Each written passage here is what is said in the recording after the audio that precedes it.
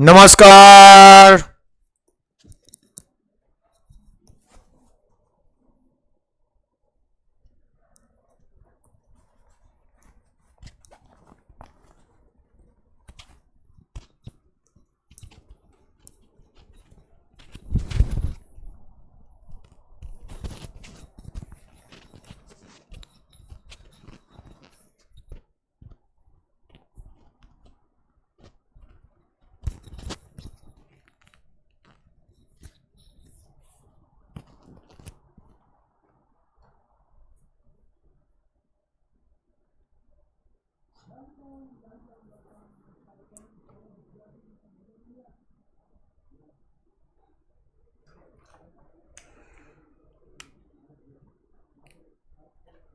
નમસ્કાર નમસ્કાર નમસ્કાર વિદ્યાર્થી મિત્રો, કેમ છો?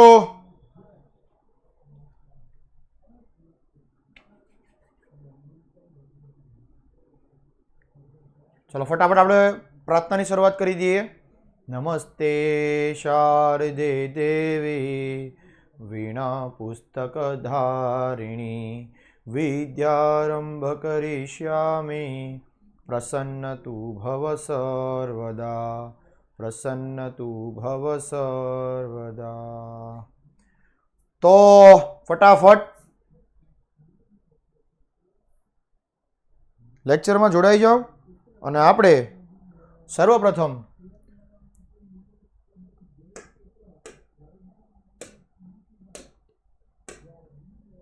આજનો આપણો ટોપિક છે દ્વિતીય વિશ્વયુદ્ધના પરિબળો.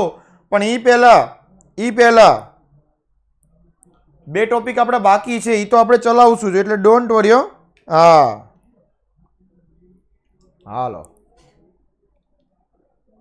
હા જેની તમે વાટ જોઈને બેઠા છો, આ બધા હિટલરની વાટ જોઈને બેઠા છે હમણાં. પણ હિટલરનો હમણાં એના ભાઈને જોશો ખરા શું કરે છે હિટલર ભાઈ. આજે આપણે શીખવાના છે જાપાનમાં લશ્કરવાદ અને વૈશ્વિક મહામંદી.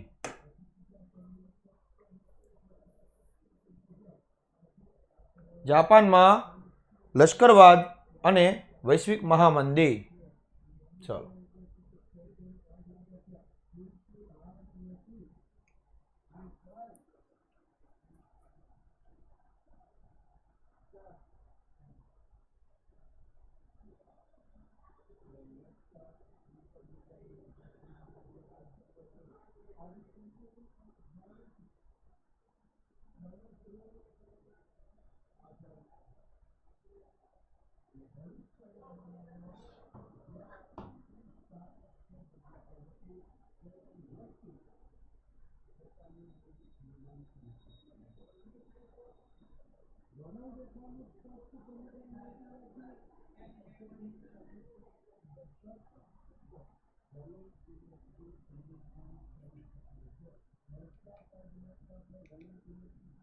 ગયા લેક્ચરની અંદર આપણે ઇટાલીમાં ફાંસીવાદ અને જર્મનીમાં નાઝીવાદ એના વિશે ચર્ચા કરી હતી.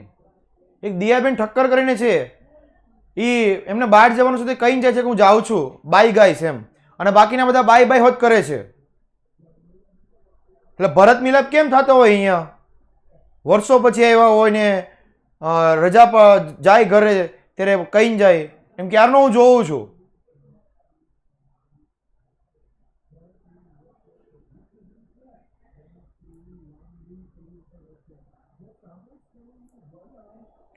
આવું તમને જ્યારે દેખાય ને આ બધી વધુ ન્યુસન્સ, ત્યારે તમે મને સ્ક્રીનશોટ મોકલી આપજો લોકોના.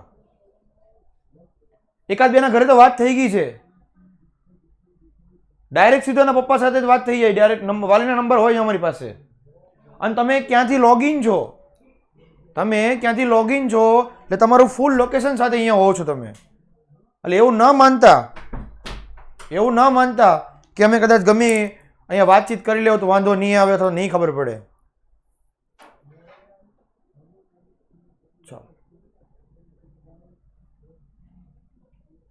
એટલે ઇટાલીમાં જે ફાંસીવાદ પક્ષની જે રચના થઈ હતી અને જર્મનીમાં નાઝીવાદ પક્ષની રચના થઈ હતી. આજે આપણે જોવાનું છે સૌથી પહેલા જાપાનમાં લશ્કરવાદ. ચાલો સૌપ્રથમ જાપાનમાં લશ્કરવાદ એટલે જાપાને પોતાની આર્મી આર્મી વધારવાનો નિર્ણય લીધો. કોણે? જાપાને. શા માટે? બીજા વિશ્વયુદ્ધની અંદર એ દેશને હરાવી શકે એ માટે પોતાનું આર્મી કહેવાય ને મજબૂત હોવું જોઈએ. તમે જંગ ક્યારે જીતી શકો? કે તમારી પાસે દેશ પાસે શસ્ત્રો હોય અને એ પ્રમાણમાં આર્મી હોય તો તમે યુદ્ધ જીતી શકો. એટલે જાપાને પોતાનું લશ્કર વધારવા લાગ્યા. પણ કેમ? તો કે પ્રથમ વિશ્વયુદ્ધ બાદ 1919માં વર્સેલ્સની સંધિ થઈ અને જાપાનને પોતાની ધારણા મુજબના ચીનના પ્રદેશનો લાભ મળ્યો નહીં. જાપાનને ચીન જોતું હતું પણ એનું ન મળ્યું. આ જાપાન છે. વિશ્વના નકશામાં આ જાપાન છે. આ વિશ્વનો નકશો છે, પૃથ્વી. બરાબર? ચાલો. જર્મનીને ઘણા ખરા સંસ્થાનો ઇંગ્લેન્ડ અને ફ્રાન્સ વચ્ચે વહેંચી લીધા. જર્મનીએ શું કર્યું? જર્મનીએ ઇંગ્લેન્ડ અને ફ્રાન્સ ને અમુક શહેરો આપી દીધા. જાપાનને કાંઈ મળ્યું નહીં. જર્મનીએ ઇંગ્લેન્ડ અને ફ્રાન્સને અમુક પ્રદેશો આપી દીધા. છેલ્લે તો કે જાપાનને આપવાનો વારો આવ્યો ત્યારે તો કે કાંઈ નહીં, આ બેને પ્રદેશો આપી દીધા.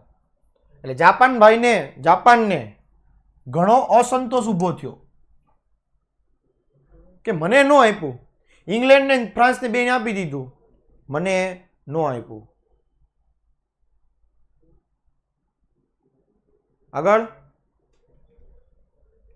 1921-22 ની અંદર વોશિંગ્ટન પરિષદ થઈ અને એની અંદર ઇંગ્લેન્ડ અને અમેરિકાના નૌકાદળ એટલે નેવી કે જે દરિયાની અંદરથી તમારા દેશની રક્ષા કરે છે.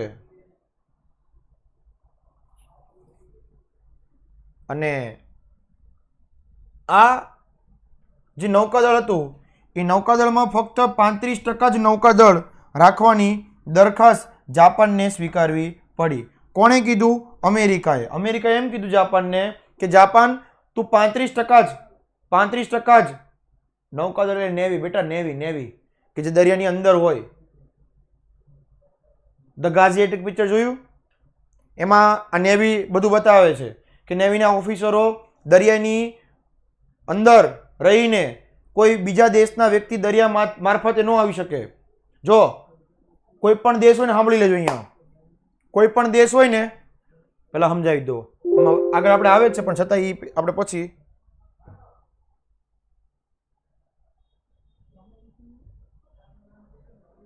જો અહીંયા જો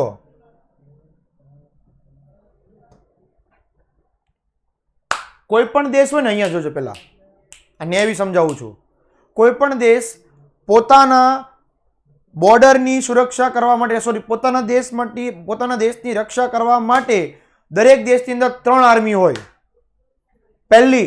પહેલી તમે જેને ઓળખો છો આ આર્મી કે જે બોર્ડર ઉપર હોય, જમીન ઉપર હોય.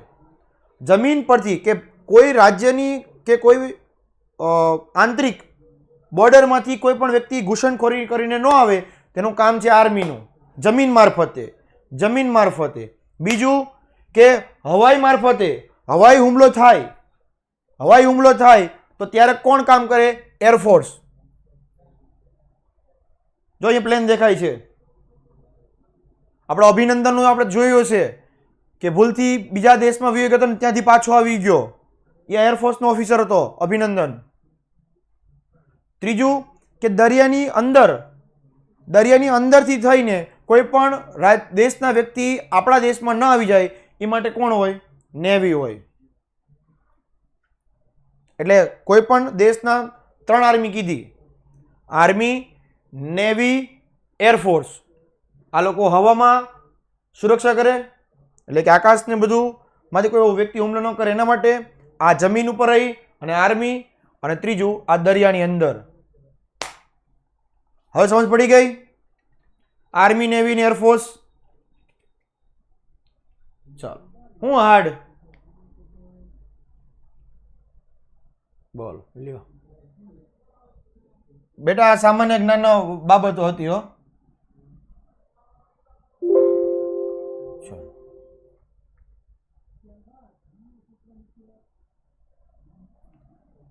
તો અમેરિકાએ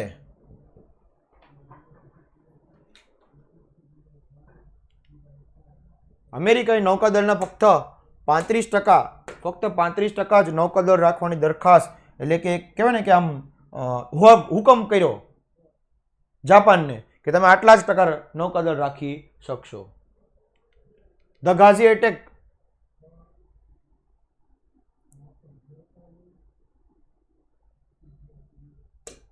તેને સખાલિન અને સાઇબેરિયા નામના 2 ટાપુ ખાલી કરવા પડ્યા. જાપાને ખાલી કરવા પડ્યા. જાપાનના 2 ટાપુઓ ખાલી કરવા પડ્યા અને જાપાનનો યુવા વર્ગ એટલે યુવાનો કે જેની ઉંમર 18 થી લઈને 30-32 વર્ષની હોય એવા યુવાન વર્ગ નારાજ થયો અને સમયાંતરે જાપાનમાં ચૂંટણી થઈ અને લશ્કરી ઢબના શાસનની તરફેણ કરનાર પક્ષો ચૂંટણીમાં બહુમતી મળી. બહુમતી એટલે વધારે વોટ, પણ 2 કરતાં વધારે એટલે કે ધારો કે 200 હોય, બરાબર, 200 હોય અને એમાં તમારે 100 વોટે તમે જીતી જાઓ તો આ જીત થઈ ગઈ કહેવાય. પણ 100 કરતાં પણ વોટ વધી જાય એને બહુમતી કહેવાય.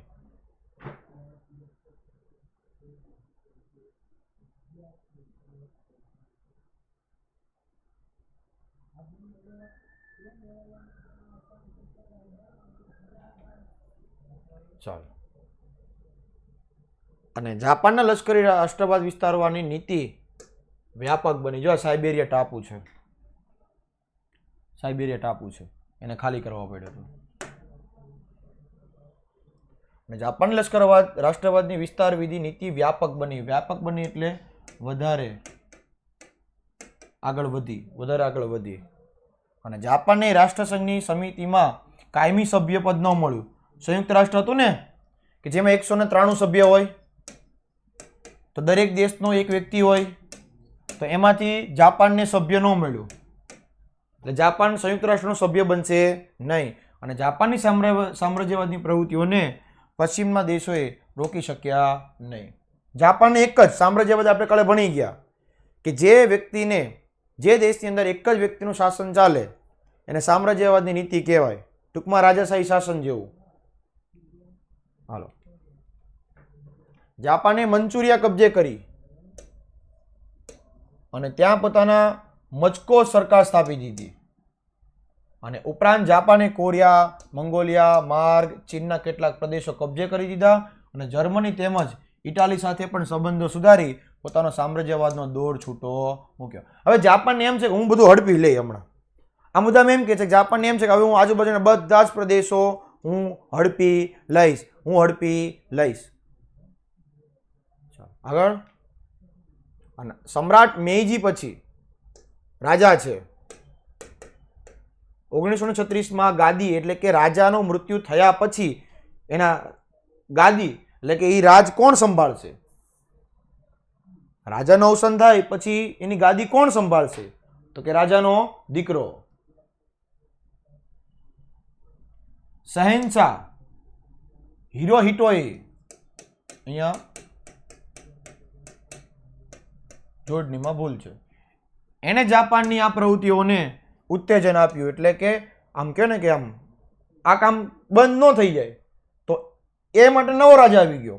અત્યાર સુધી તો આ બધા રાજા કરતા જ હતા, પણ એક નવો રાજા આવ્યો શહેનશાહ હિરોહિટોએ. એણે આ કામને આગળ વધાર્યું. જોયું? કોઈ હારો માણા રાજમાં આવે અને જે ખરાબ કામ થતું હોય બંધ થતું હોય તો દેશનો ઉદ્ધાર થઈ જાય. આ તો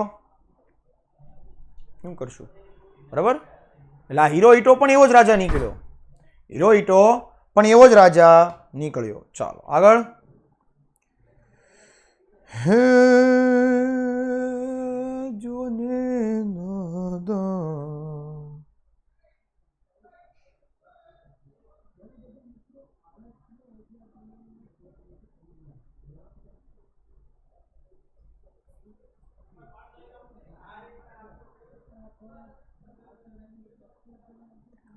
થયું કઈ નથી, આપણે પોલ નાખીએ છે પોલ.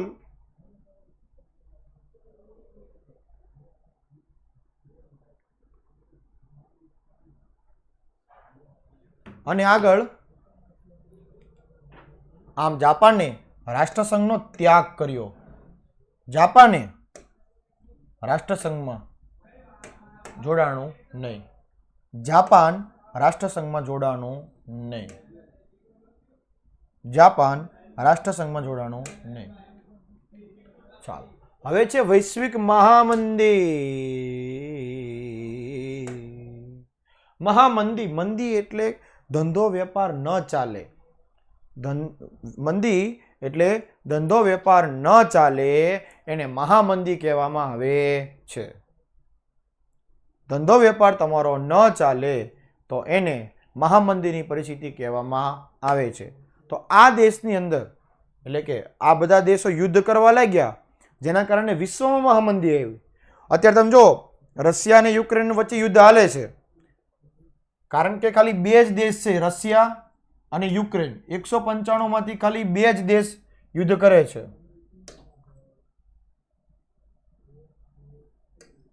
તો આ બે ના કારણે દરેક દેશમાં મંદીની માહોલ છે જ. એમાંય ખાસ કરીને ભારતમાં ખાસ કરીને જે રાજ્યોની અંદર ઉદ્યોગ ઇન્ડસ્ટ્રી વધારે છે, સુરત છે, મુંબઈ છે, અમદાવાદ છે, આ બધા શહેરોમાં તમે જો મંદીની પરિસ્થિતિ હાલે છે. કારણ શું? કે બે વચ્ચે યુદ્ધ હાલે છે, ખાલી રશિયા અને યુક્રેન. પણ આ બંને દેશ એકબીજા સાથે હવાઈ હુમલો થાય છે. તો તમે ધારો કે ભારત તરીકે અહીંયા છો અને તમારે આ બાજુ ઓસ્ટ્રેલિયા જવું છે, તો તમે ઉપરથી નહીં જઈ શકો. કેમ? કારણ કે અહીંયા બંને વચ્ચે યુદ્ધ હાલે છે.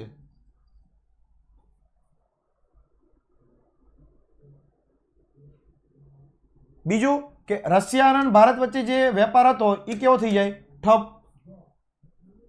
ટૂંકમાં વિશ્વની અંદર બે દેશ, વૈશ્વિક એટલે કે પૂછે બોલો, વિશ્વ વિશ્વ વિશ્વ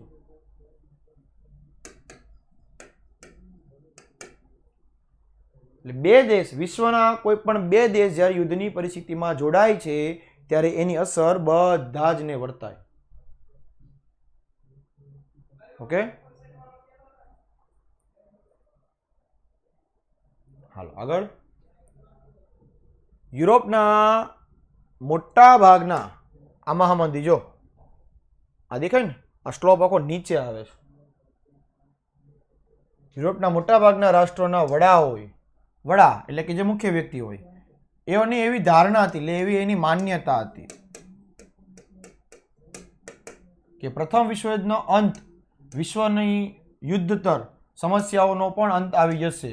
પરંતુ આ ધારણા ખોટી પડી. કેમ? લોકોને એમ લાગ્યું કે પ્રથમ વિશ્વયુદ્ધ જે છે એ પૂરું થઈ જાય પછી પોતાના દેશ ધંધાની અંદર વિકાસ આગળ થવા લાગશે, ધંધા ઉદ્યોગો બધા ફરીથી શરૂ થાય. પણ ન થયો. કારણ શું? કે પ્રથમ વિશ્વયુદ્ધ પૂરું થયું, સંયુક્ત રાષ્ટ્રની સ્થાપના નિષ્ફળ ગઈ અને બીજા વિશ્વયુદ્ધની શરૂઆત થઈ ગઈ. એટલે એની ધારણા એટલે કે એની વિચારસરણી, માન્યતા, વિચારસરણી બધું હરખું જ થાય.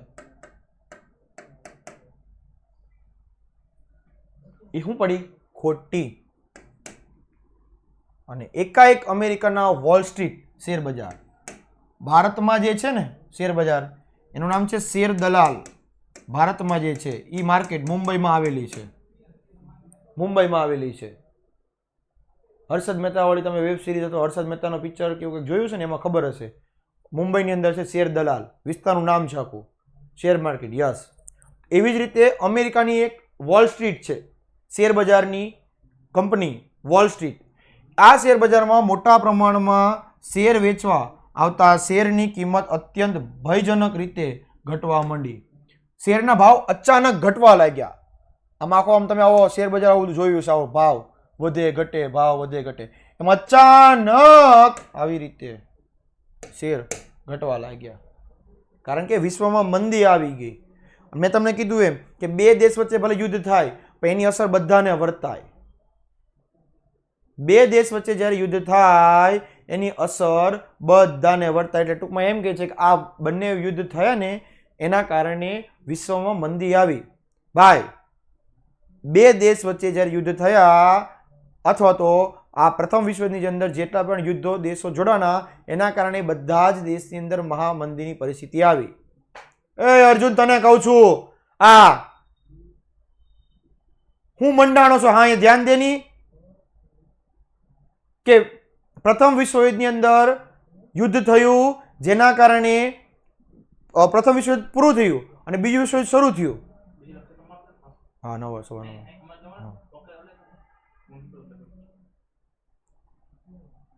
પ્રથમ વિશ્વયુદ્ધ થયું, પૂરું થયું અને બીજું વિશ્વયુદ્ધ પાછું થયું જેના કારણે વિશ્વમાં મંદીની પરિસ્થિતિ આવી. અહીંયા સમજાયું કે બે દેશ વચ્ચે યુદ્ધ થાય છે પણ આ દેશ, ત્રીજો દેશ છે, એ અહીંયા ન આવી શકે, આ વાળા આ બાજુ ન આવી શકે.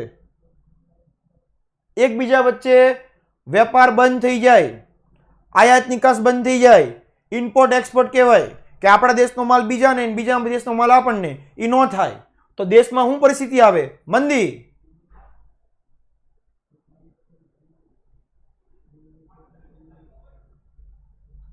તો આ વોલ સ્ટ્રીટ જે છે એ સંકટના નામથી ઓળખાઈ અને જેને 24 ઓક્ટોબર 1929માં વૈશ્વિક મહામંદીની પરિસ્થિતિ આવેલી હતી. આ સંકટ એટલે આ મુશ્કેલી વિશ્વભરના આર્થિક સ્થિતિને ડામાડોળ કરી નાખી. ડામાડોળ એટલે અસ્ત વ્યસ્ત. આમ કહે ને કે બજારમાં પરિસ્થિતિ આમ કહે ને કે આમ ઉત્તર ચડાવ બધું જોવા મળ્યું અને જેમાંથી વૈશ્વિક મહામંદીનું સર્જન જોવા મળ્યું. સંકટ કયું? તો કે આ પ્રથમ વિશ્વયુદ્ધ ને દ્વિતીય વિશ્વયુદ્ધ. વિશ્વના મોટાભાગના રાષ્ટ્રોએ આ મહામંદીના પ્રભાવ નીચે આવી ગઈ. મોટાભાગના કીધું. જો મેં કીધું ને કે 195 દેશમાંથી મોટાભાગના દેશો મહામંદીમાં આવી ગયા અને ગ્રેટ બ્રિટન જેવી મહાસત્તાને પણ પોતાના ચલણ પાઉન્ડ સામે અનામત રૂપે રાખતા સુવર્ણનો જથ્થાની નીતિ ત્યજવી પડી. આ બ્રિટન એ લોકો એક એવું કે ને બેકઅપ પ્લાન રાખ્યો હતો કે જ્યારે બજારની અંદર મંદીની પરિસ્થિતિ આવશે તો એ લોકો સુવર્ણ જથ્થો એ રાખશે. પણ એટલી બધી ખરાબ પરિસ્થિતિ આવી કે આ જથ્થાને પણ ત્યજવી એટલે મૂકી દેવી પડી.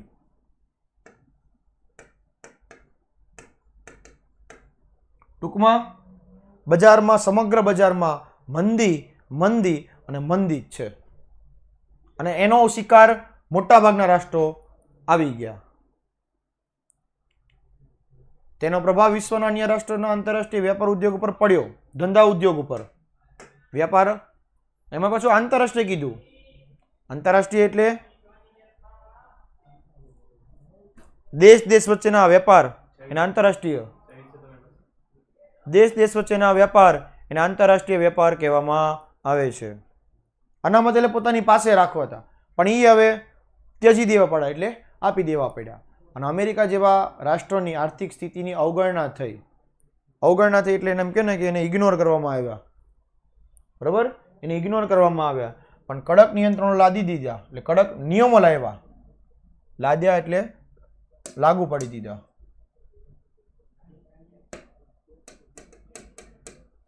અને વિશ્વ વેપાર ઘટીને અડધો થઈ ગયો, 50%.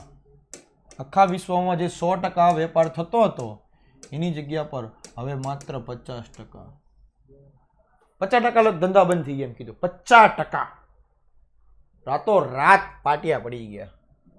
અને આમ દ્વિતીય વિશ્વયુદ્ધની રૂપરેખાનું સર્જન જોવા મળ્યું. એટલે વિશ્વયુદ્ધ થવા પાછળનું ચોથું કારણ આ વૈશ્વિક મહામંદી. આ દ્વિતીય વિશ્વયુદ્ધ. તો અહીંયા બધી આર્મી દેખાય છે. આ ભાઈ અહીંયા કંઈક ઊભો છે, સૂચના આપે છે, કમાન્ડોસ તૈયાર, આપણે યુદ્ધ કરવા જવાનું છે, બાંધો ઘોડા, ચાલો હું જાઉં છું યુદ્ધમાં.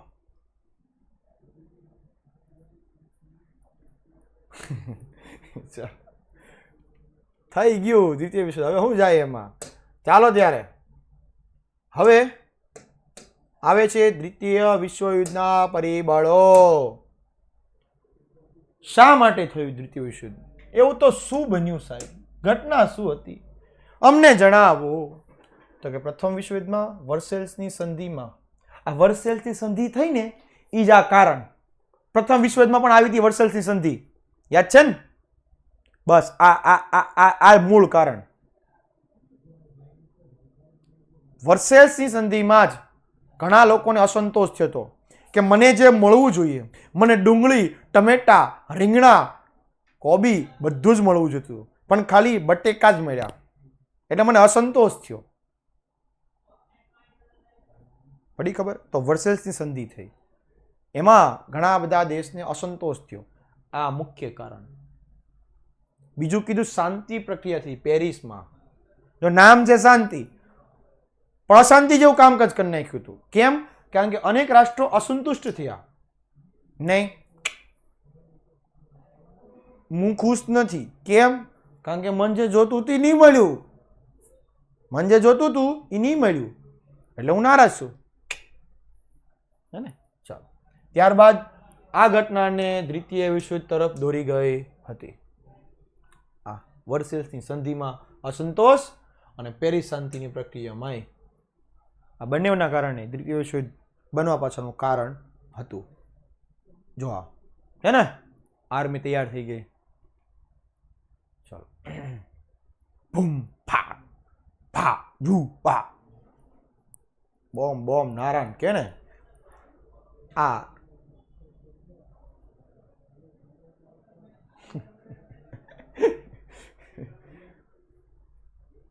વિશ્વાબેન લાગે છે.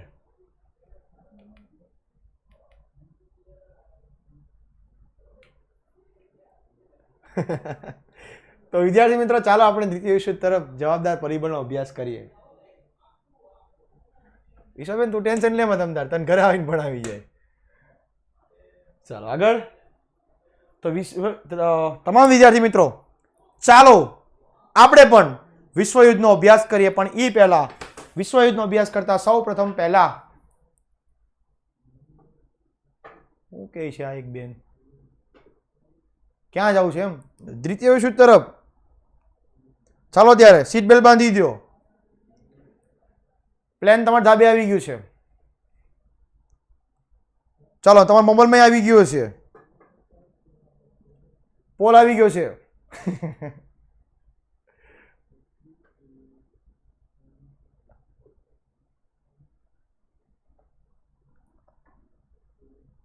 પ્લેન આવી ગયું.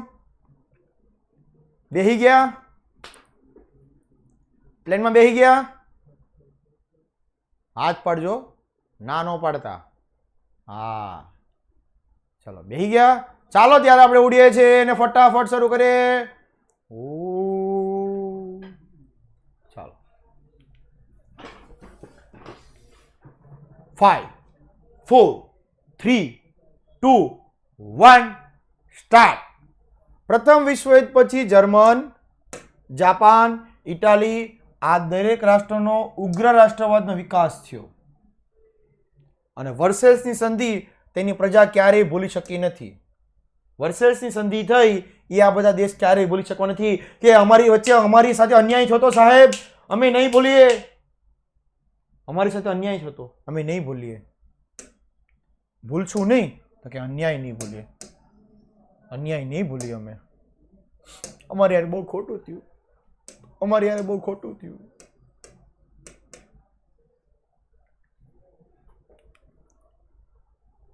જેમાં જર્મની, જાપાન અને ઇટાલી, જર્મની, જાપાન અને ઇટાલી આ બંનેઓને ત્રણેયને અસંતોષ થયો અને જાપાને નાઝીવાદ પક્ષની રચના કરી. આપણે હમણાં જોઈ ગયા. અને જ્યાં જ્યાં જર્મન પ્રજા વસતી હતી તે પ્રદેશને જર્મન મળવું જ જોઈએ તેમ કહી ઓસ્ટ્રેલિયા અને જેકોસ્લોવેકિયા કેટલાક પ્રદેશો હિટલરે ઝડપી લીધા. જો હિટલરભાઈનું કામ શરૂ થઈ ગયું. હવે જર્મનીમાં નાઝીવાદ પક્ષની રચના કરી નાખી ને, હવે હિટલરભાઈ જો બધા પ્રદેશને હડપવાના શરૂ કર્યા છે. હિટલર ચિત્ર બતાવ્યું હતું મેં તમને. એ હિટલરે હવે પ્રદેશને કબજે કરી લીધા છે, એટલે યુદ્ધ કરી લઈ લીધા. હા, લખવાનું બુકમાં લખવાનું છે, પણ ટેન્શન ન લો, ડીપીપીમાં હું આપી જ દઈશ. આ પ્રશ્ન, બરાબર. ચાલો,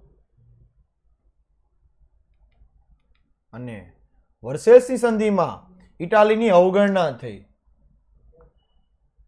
ઇટાલીએ વર્સેલ્સની સંધિમાં ઇટાલીને આમ કહે ને કે આમ ખરાબ માનવામાં આવ્યું, અવગણના થઈ એની, કે આ તો આવો જ છે, ઇટાલી તું તો આવો જ છો. તેની પ્રજા ભૂલી ન શકી અને ઇટાલીમાં મુસોલિનીએ ફાસ્ટેક્સ પક્ષની રચના કરી. આપણે જોયું તો હમણાં ઇટાલીમાં મુસોલિનો જોયો તો આપણે એને ચિત્રમાં. એના નેતૃત્વ તળે ઉગ્ર રાષ્ટ્રવાદ શરૂ થઈ ગયો. કે મુસોલિનીએ કીધું કે હું પણ હવે નહીં છોડું, હું પણ યુદ્ધમાં, મારો પક્ષ રચાઈ ગયો છે ફાસ્ટેક્સ પક્ષ, અને ફાસ્ટેક્સ પક્ષ લઈ અને હું પણ યુદ્ધમાં ઉતરીશ, ભાગો ભાગો.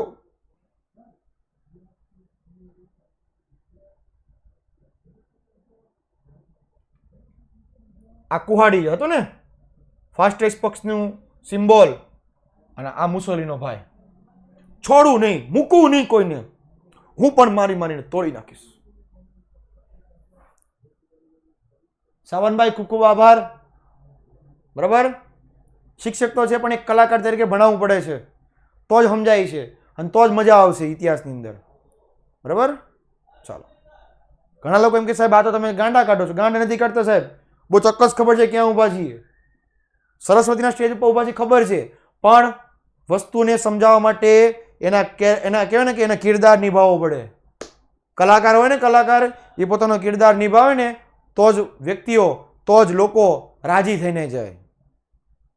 અને કલાકાર શબ્દ એટલે મને સરસ મજાની કવિતા યાદ આવે કે કલાકારે ફના થઈને પોતાની કૃતિને બાદ રાખી છે. કલાકારે ફના થઈને પોતાની કૃતિને બાદ રાખી છે. ભૂસેની પોતાની રેખા એને બીજાની રેખામાં રાખી છે.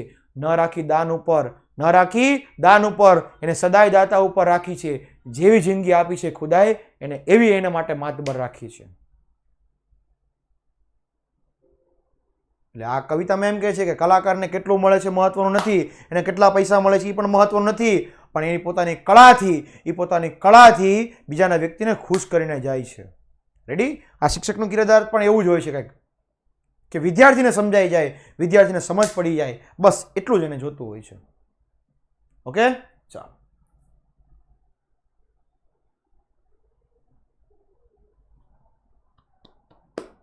હા, ક્યારેક સમય મળે તો કવિતા બી બનાવી નાખીએ છીએ. ઓકે,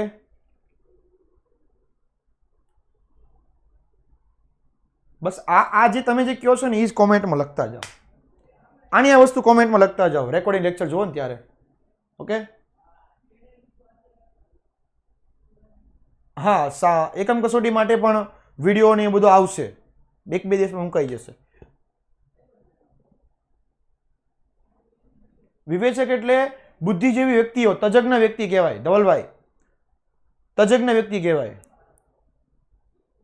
હા, હું દાદા જ છું. અમે બધા ભાઈ જ છીએ. કેતન દાદા, હું, અમે બધા ભાઈઓ જ છીએ.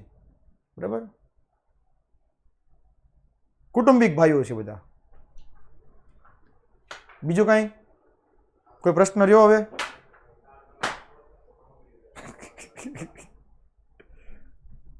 નથી ને? ચાલ આગળ જઈએ. શું કહે છે?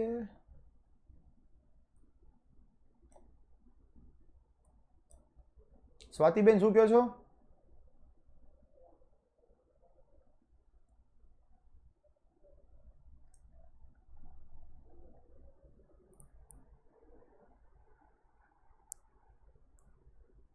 સ્વાતિબેન એક પ્રશ્ન હતો તમારો કંઈક? હા, ડાઉટ હોય પૂછો, ડાઉટ હોય પૂછો. રાષ્ટ્રવાદ એટલે રાષ્ટ્રને લગતું. બોલો, કાલે ટેસ્ટ છે? હા, કાલે ટેસ્ટ છે. ડીપીપી નું ફૂલ ફોર્મ આ 90238. કોક પૂછે છે ડીપીપી નું full form. Daily practice problem.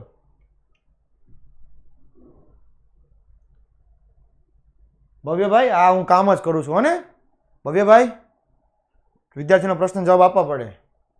હા, મને મારું કામ નહીં શીખવાડો. હિટલર ક્યાં રે? ઘરમાં રે. કેવા સવાલ કરે છે. હિટલર ક્યાં રહે છે? એટલા ઘરમાં રહે અને મન થાય તો શેરીમાં આવે.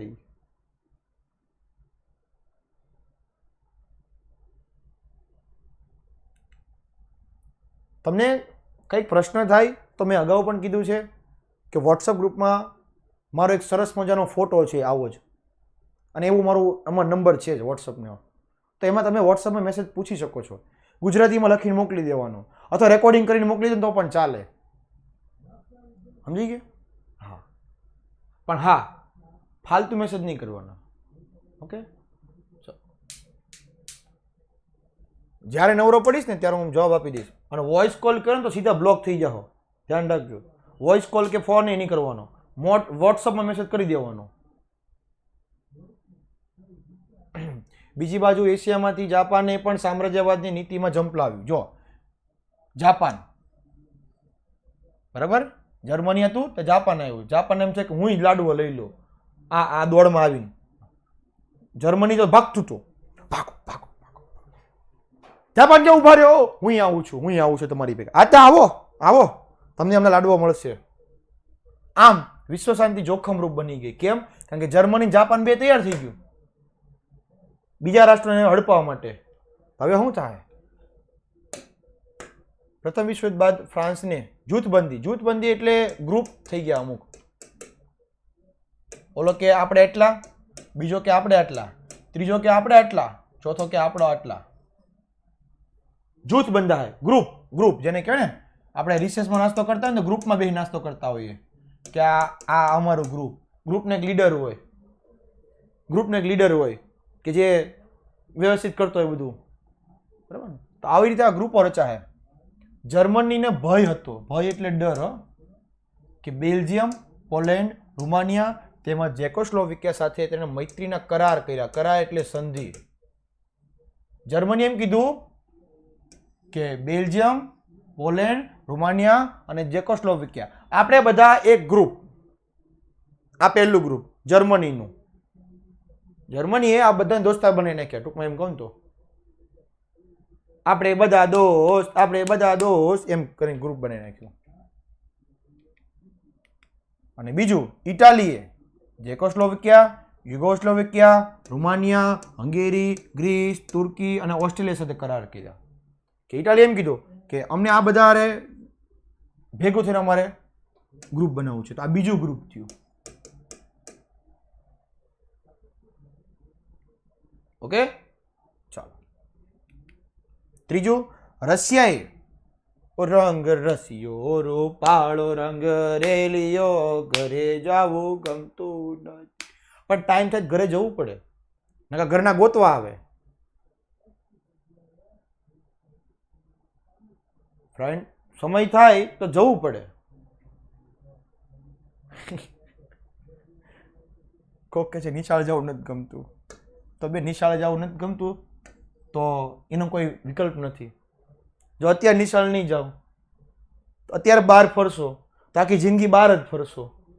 અને અત્યારે 10 વર્ષ જો નિશાળ જશો તો તમે ધારો ત્યાં જાઓ. અત્યારે 10 વર્ષ નિશાળ જાઓ એટલે કોલેજને સારું ભણશો તો તમે ધારો ત્યાં જાઓ ગમે ત્યાં. અને અત્યારે ખાલી 10 વર્ષ કાંઈ નહીં કરો તો શું કરશો એ તમને નહીં ખબર પડે. એક આ ફારૂકનો મને છે ને સ્ક્રીનશોટ મોકલજો આજે.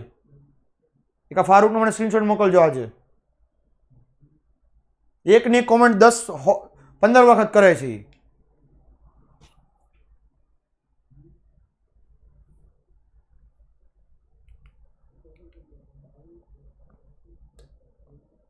ફારૂકભાઈ, ખબર વગર છે ને એડમિશન કેન્સલ થઈ જશે. તને જે ડાઉટ હોય તમને બિંદાસ પૂછી લેજે.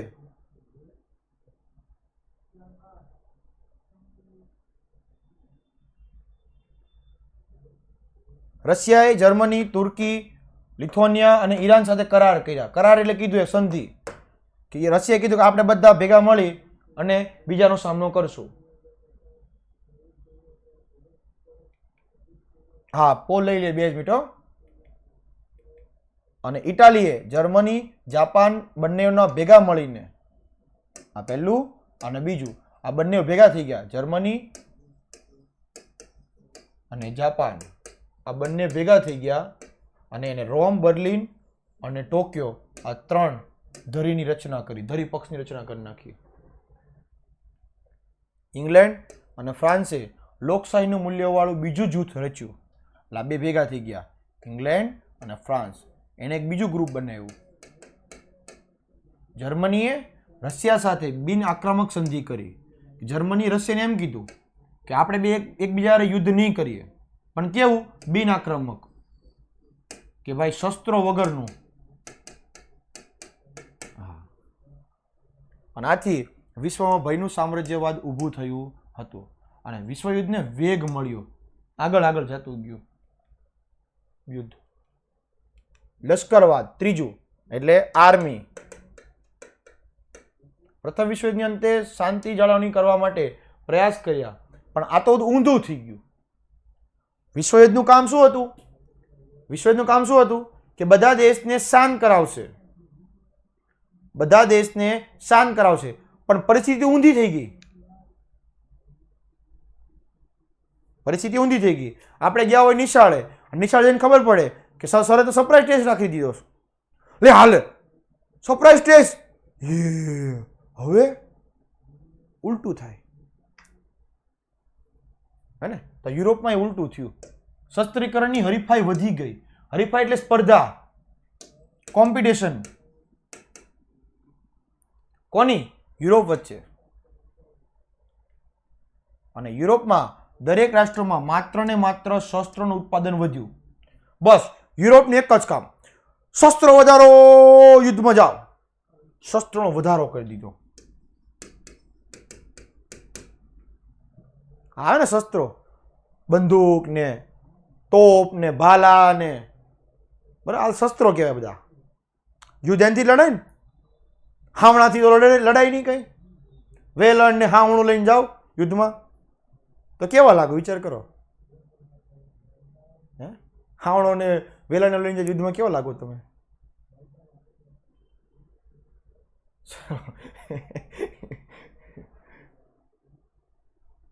કે છે મમ્મી લડે, એકબીજાથી ચડિયા હતા. ચડિયા એટલે એક કરતા વધારે, ઓલો કે હું વધારે, ઓલો કે હું હારો, ઓલો કે નહીં હું હારો. ચડિયા હતા, એક કરતા બીજો હારો, બીજા કરતા ત્રીજો હારો, ને ચડિયા હતા કહેવાય. યુદ્ધ શસ્ત્રો બનાવવામાં આવતા હતા. એટલે દરેક દેશો પોતાના યુદ્ધ શસ્ત્રો બનાવવા માંડ્યા. જાપાન કે હું મારા હારા બનાવું, રશિયા કે હું આનાથી હારા બનાવું, બરાબર. યુરોપ કે સૌથી હારા તો હું જ બનાવે, એનાથી કોઈને આગળ ન જવા દો સાહેબ, મારાથી હારા કોઈને શસ્ત્રો બનાવવા જ ન દઉં, એવું કીધું લશ્કરવાદે. અને રશિયા, જર્મની જેવા કેટલાક રાષ્ટ્રોએ તો ફરજિયાત દેશમાં તમામ વ્યક્તિએ લશ્કરની તાલીમ મેળવવાની, કે જે પણ વ્યક્તિ આ બે દેશમાં હશે એને ફરજિયાત તાલીમ લેવાની. તાલીમ એટલે શીખવું.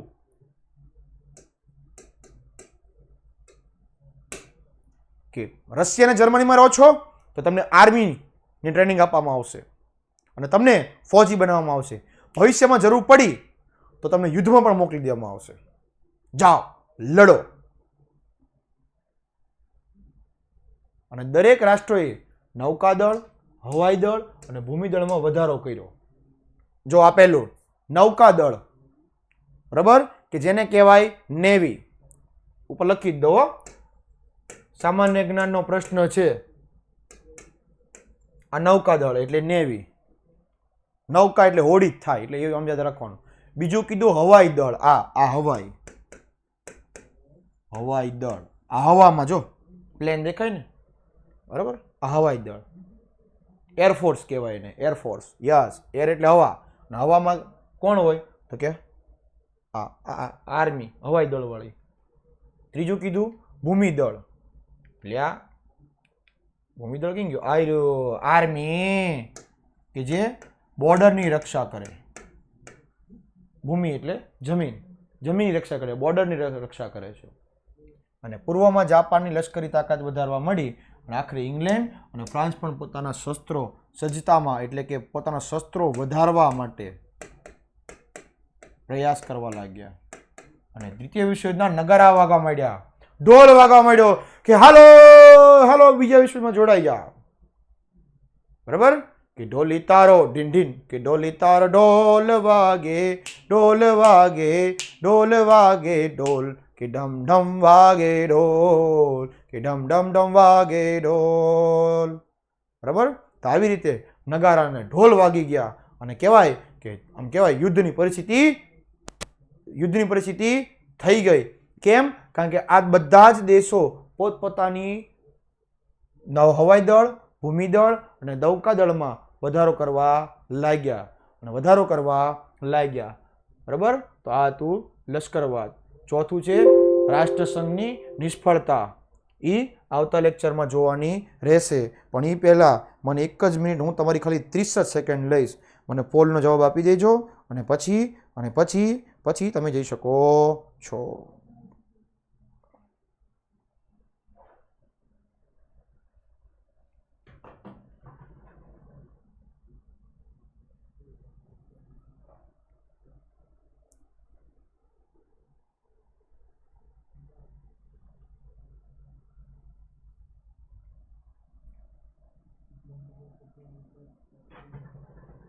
ચાલો, તો વિદ્યાર્થી મિત્રો, એક બીજી વાત, 1 જ મિનિટની વાત કરી દઉં કે સોમવાર એટલે કે રક્ષાબંધનનો દિવસ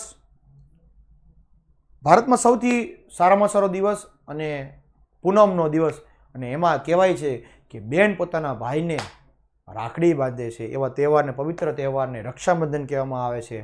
ધોરણ 9ના તમામ વિદ્યાર્થી મિત્રોને વિદ્યાકુલ પરિવાર વતી ખૂબ શુભેચ્છાઓ. તમારા ભાઈને રાખડી બાંધી રક્ષા કરજો અને કહેજો કે હે ભાઈ, 365 દિવસની રક્ષા હવેથી હું કરીશ તારી. બરાબર? એના ઓળના લેજો, દુખણા કહેવાય ના. બરાબર?